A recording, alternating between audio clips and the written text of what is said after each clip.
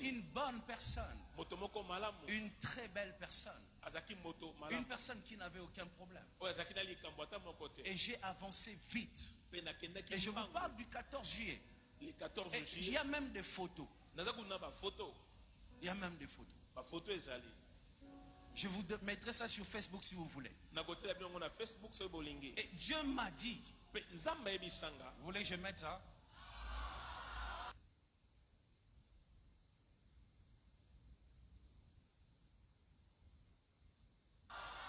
Non, mais parce qu'il faut commencer à tout dire. Vous savez, Dieu m'a dit, ça va, je ne mettrai pas. Vous qui suivez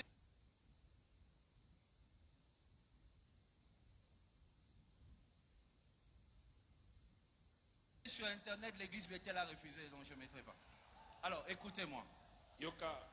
Jusqu'à ce que, au point où ça a évolué, mais Dieu m'a dit, Moïse, tu dois faire les choses dans ma volonté. Tu n'es pas tout le monde. Tu dois faire un pas si moi je t'autorise. Écoutez, vous acclamez, mais je souffre. Je souffre. Tous les jours de ma vie, lorsque je vois les gens faire de mon célibat leur sujet principal de leur ministère. Mais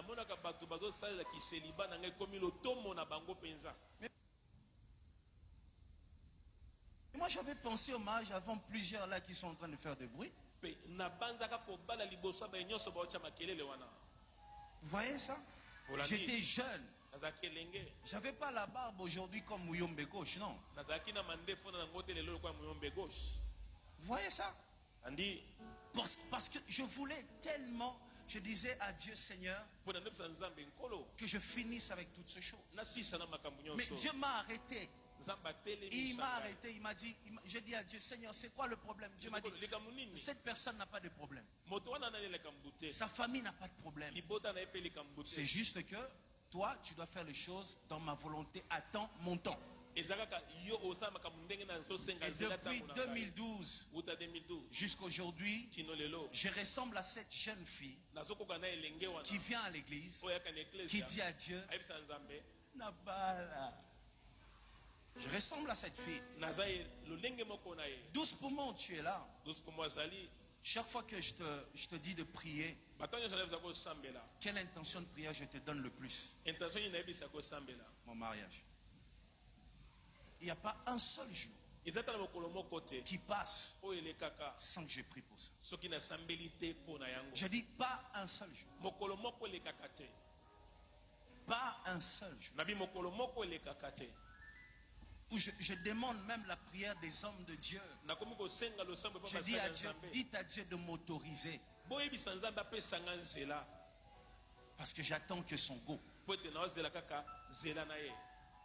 Et quand je voyais des gens faire des séminaires autour de mon mariage, je disais dans mon cœur, mais pourquoi vous péchez?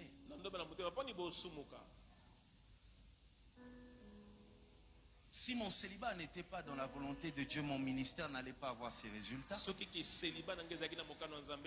Après, il y en a qui disent, Moïse Mbi a fait ça pour remplir son église des femmes. Vous connaissez les pasteurs célibataires, ils sont nombreux, leurs églises sont remplies. Il fait ça pour remplir les gens dans ses concerts. Vous connaissez des musiciens célibataires, leurs concerts se remplissent.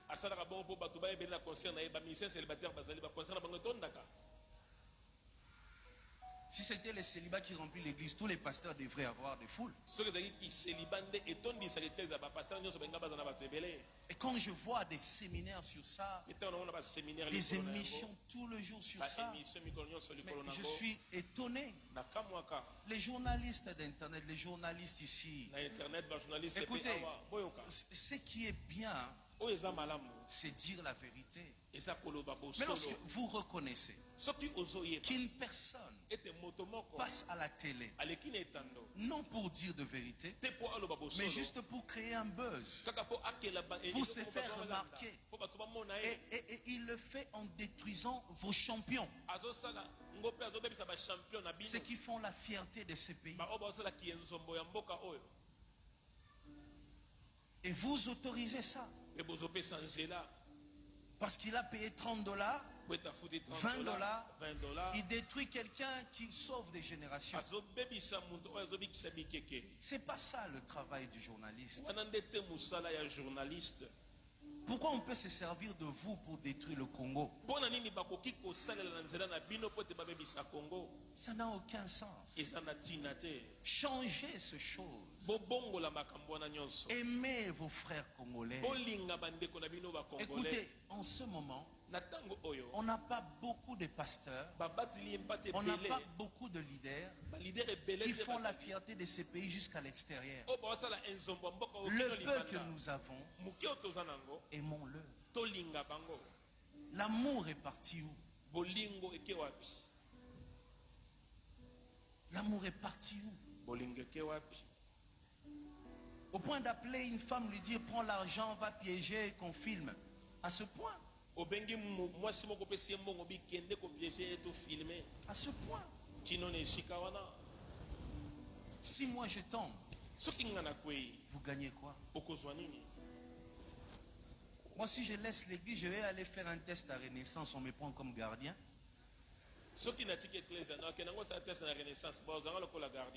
Non, mon vieux ne va pas me refuser. Mais toi, ton avenir, comment tu seras maudit? Comment tu vas tout rater?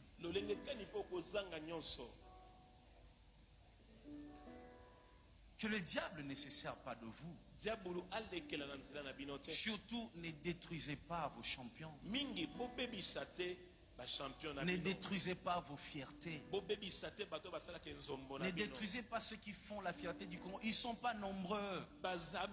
Les pasteurs qui font la fierté de ces pays à l'extérieur, ils peuvent être 3 seulement ici.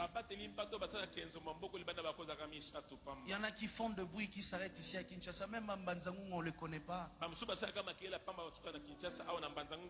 Ceux qui font la fierté de ce pays, soutenez-le, portez-le, aimez-le, sécurisez-le.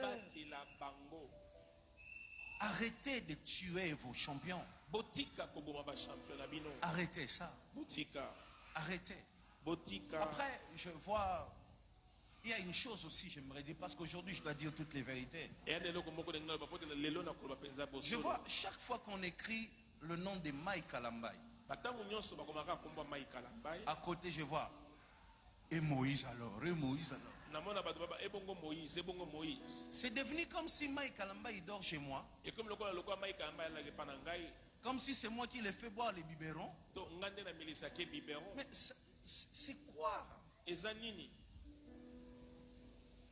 Mike Kalamba est un frère avec qui on a évolué dans la jeunesse. Et après il a fait son chemin. Aujourd'hui il a son église. Il a ses encadreurs.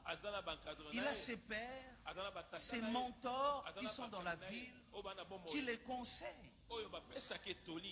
Mais non, pourquoi quand il y a Mike Kalamba, Moïse Mbire? Si aujourd'hui il a un problème, il a un problème dans son couple. Moi, étant pasteur, tout ce que je ferai, c'est prier. Et toi, église, ce que tu as à faire, c'est prier pour notre frère. Prier. Que Dieu accomplisse sa volonté. Que Dieu fasse ce qu'il veut. Mais il ne faut pas commencer à dire Mike Kalamba, Moïse Mbire. Il est pasteur, il n'est même pas pasteur à Bethel. De son église aujourd'hui. Il évolue dans son ministère. C'est notre frère qu'on aime et c'est tout. Mais arrêtez de donner une image comme si on dort ensemble. Je ne sais pas, je l'ai vu quand. Si ce n'est pas l'année passée, je pense que c'est au début de cette année que je l'ai vu. Moi et lui, on s'est vu comme ça. Si ce n'est pas l'année passée, c'est au début de l'année. Mais quand je vois des choses sur Internet, je me dis, mais c'est quoi cette méchanceté? Comme si on dort ensemble. Je l'ai vu soit au début de l'année, soit l'année passée. Que je l'ai vu comme ça. Arrêtez. Arrêtez, changez ça. Je n'encourage pas le Congo de celui qui se lève et insulte pour se faire remarquer. Je n'encourage pas ce Congo. J'encourage pas le Congo, celui qui regarde dans la cour des grands et voit une personne qui est en train de bien faire son travail et se lève pour les détruire, même s'il sait qu'il ne prendra jamais sa place. J'encourage pas ce Congo-là. J'approuve pas ce Congo-là. Le Congo, c'est de celui qui se lève avec de mensonges pour détruire son frère innocent. J'approuve pas ces Congos-là. J'approuve pas le Congo de l'injustice où on favorise les incompétents. J'accepte pas de vivre dans ces Congos-là. J'approuve pas le Congo de la guerre à l'Est qui ne finit pas. Parce qu'il y a quelqu'un qui a besoin de minerais. J'approuve pas ça. J'approuve pas le Congo où il y a une église d'un pasteur qui a bâti son ministère sur les insultes. J'approuve pas ces Congos-là. J'accepte pas ces Congos-là. J'accepte pas le Congo de la personne qui maltraite. Le Congo du menteur, du voleur, du corrompu. J'accepte pas ces Congos-là. Je ne veux pas vivre dans ces Congos-là. Non. Non. J'accepte pas le Congo de celui qui combat sans savoir pourquoi il combat l'autre. J'accepte pas ça. Le Congo où l'autre est député, on lui envoie des femmes pour le piéger, afin qu'il puisse perdre sa place. J'accepte pas ces Congos-là.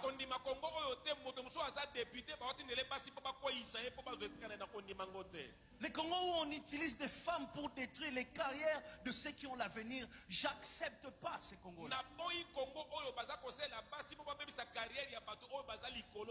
La femme congolaise était celle qu'on respectait. Aujourd'hui, elle est une personne qu'on utilise pour détruire des vies.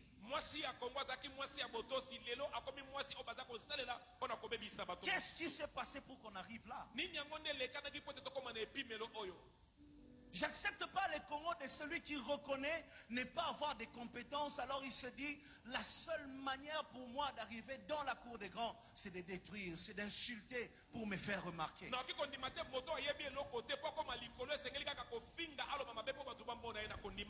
Ma plus grande fierté, je le dis encore que le Congo écoute, ma plus grande fierté, c'est que je suis arrivé là où je suis sans avoir insulté quelqu'un. Je n'ai pas détruit quelqu'un pour être le Moïse Mbié que je suis. Le Congo que moi j'aime, le Congo de mes rêves, c'est le Congo où une femme se lève à 4 heures, va chercher le pain pour nourrir sa famille. C'est ce Congo-là. Le Congo de mes rêves. Les Congos, ceux qui ont des compétences, peuvent réussir leur vie sans être interrogés. C'est ce Congo-là. Les Congos où on voit des pasteurs qui s'élèvent, qui cherchent la face de Dieu, qui guérissent des malades, qui font des miracles et qui font avancer leur ministère. C'est ce Congo-là que moi je veux. Les Congos, il y a des bons avocats, de vrais juges. C'est ce Congo-là que nous cherchons.